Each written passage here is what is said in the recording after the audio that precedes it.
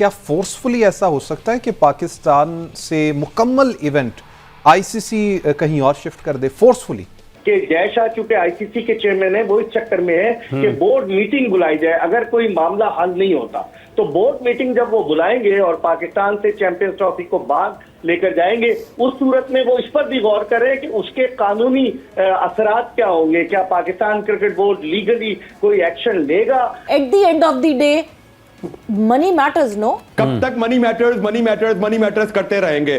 कब ये Australia, New Zealand, England जैसे क्रिकेट बोर्ड जो बड़ी बात करते हैं अपनी वैल्यूज की, वो कब खेलों की वैल्यूज के लिए खड़े होंगे? अगर अब नहीं खड़े होंगे तो कभी भी क्रिकेट की वैल्यूज नहीं खड़ी हो पाएंगी यहाँ पे दोबारा। पाकिस्तान क्रिकेट बोर्ड ने ये फैसला क्यों किया? पाकिस्तान क्रिकेट बोर्ड ने ये फैसला वोटिंग से बचने से किया कि वोटिंग में अगर ये मामला जाएगा तो फिर तो सीधी सी बात है, हमारी हार है। वोटिंग में हम नहीं जीत सकते क्योंकि वहां पर आपके 12 मेंबर्स होंगे, 3 एसोसिएट मेंबर होंगे, एक आईसीसी का होगा।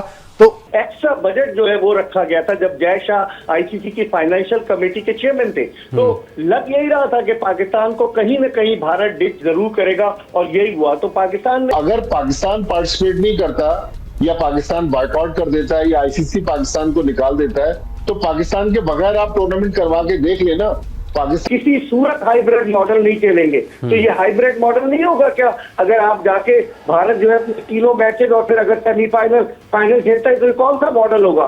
कान इधर से पकड़े, कान उधर से पकड़े, नाम तब्दील कर दे, फर्क नहीं पड़ेगा। दोस्तों, बीसीसीआई से पंगे लेके पाकिस्तान क्रिकेट बोर्ड पूरे तरीके से फंस चुका है। हाइब्रिड मॉडल को लेके इन्होंने 2 दिन पहले ही थूके चटा है, लेकिन भारत पे शर्त लगा दी थी कि हम भी फिर सिक्योरिटी थ्रेट के चक्कर में नहीं आएंगे। ऑब्वियसली भारत ने इनकी ये रिक्वेस्ट रिजेक्ट कर दी, लेकिन पाकिस्तान ने ये थूके क्यों चटा था? ताकि आईसीसी की मीटिंग में चैंपियंस ट्रॉफी को लेकर वोटिंग ना हो जाए कहीं, क्योंकि अगर वोटिंग हो गई, सारे के सारे क्रिकेट बोर्ड भारत के फेवर में वोटिंग करने वाले हैं और चैंपियंस ट्रॉफी पूरी की पूरी पाकिस्तान से मूव आउट हो जाएगी। अब भारत ने जो दाव खेला है वो है 6 दिसंबर को अब चैंपियंस ट्रॉफी के ऊपर वोटिंग होने वाली है। आईसीसी के सारे मेंबर बोर्ड्स रेडी हैं और पाकिस्तानियों के हाथ पैर फूल गए हैं, क्योंकि पाकिस्तान के जो ऑफिशियल है पाकिस्तान क्रिकेट बोर्ड के, वो भी अब यही कह रहे हैं कि बस प्रार्थना करो ऊपर वाले से कि चैंपियंस ट्रॉफी यहाँ हो जाए। यानी कि उनको भी अब पता लग गया है कि पूरी की पूरी चैंपियंस ट्रॉफी अब मूव होने वाली है, क्योंकि जब सीधी उंगली से घी नहीं निकल रहा तो मुझे लगता है कि अब जैसा इस केतली को आग पे रख के उल्टा करने वाले हैं और पाकिस्तानियों को यही। तो यहाँ पर आप पाकिस्तान क्रिकेट बोर्ड ने जो अपना स्टांस लिया हुआ है, क्योंकि मैं आपको अपने सोर्सेज से बताऊं, कल मैं कज़ाफी स्टेडियम बैठा हुआ था एक डायरेक्टर के साथ, मुझे उनकी बात सुन के बड़ी मुझे तशवीश भी हुई कि मैंने कहा पॉइंट की हो रहा है, चैंपियंस ट्रॉफी हो रही है कि नहीं? सही। उन्होंने मुझे बड़े मायने अल्फाज में कहा, यार दुआ कर चैंपियंस ट्रॉफी यहाँ पे हो। अब एक पाकिस्तान क्रिकेट बोर्ड का आला ओहदेदार कह रहा है कि दुआ कर, इसका मतलब बैक एंड पे कुछ ना कुछ मामला जो है ना वो खराब लग रहे हैं। तो पाकिस्तान क्रिकेट बोर्ड अपना होस्टिंग छोड़ने को तैयार नहीं है।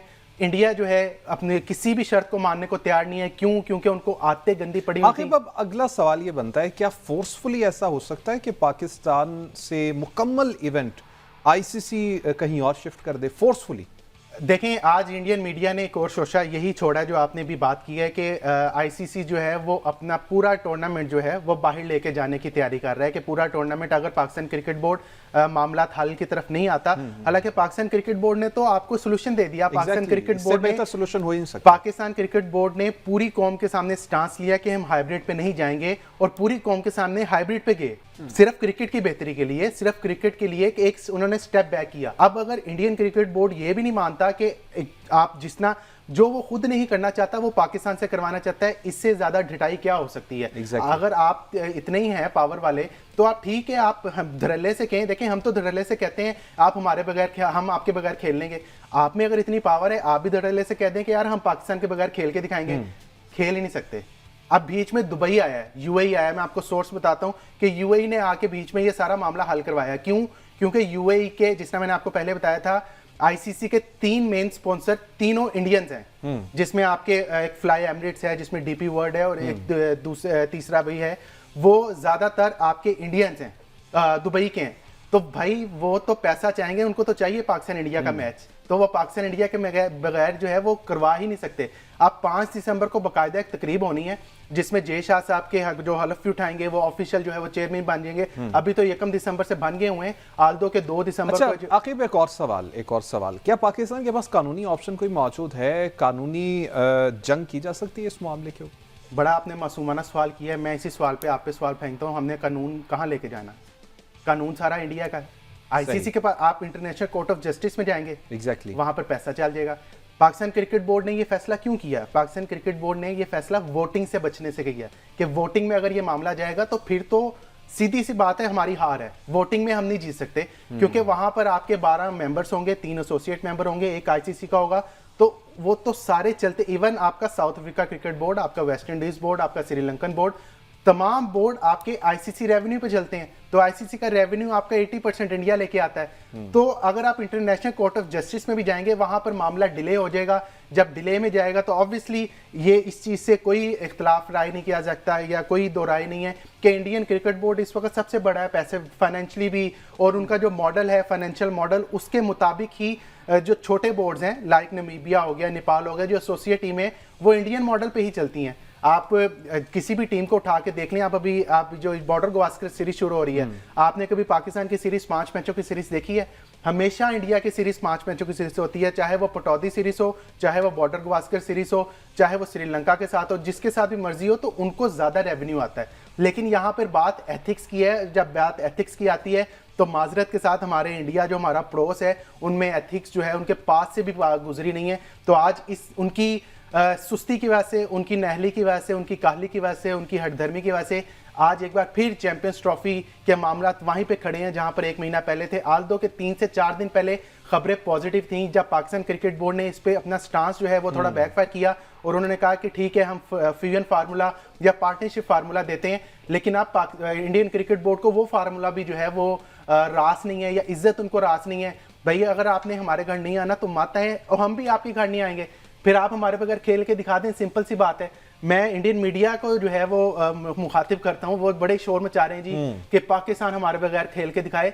तो भाईजान, पाकिस्तान 2011 से बल्कि 2009 से हम आपके बगैर सरवाइव कर रहे हैं और बड़ा अच्छा सरवाइव कर रहे हैं। हमने अपनी क्रिकेट मुत्तहिदा अरब अमारात में खेली।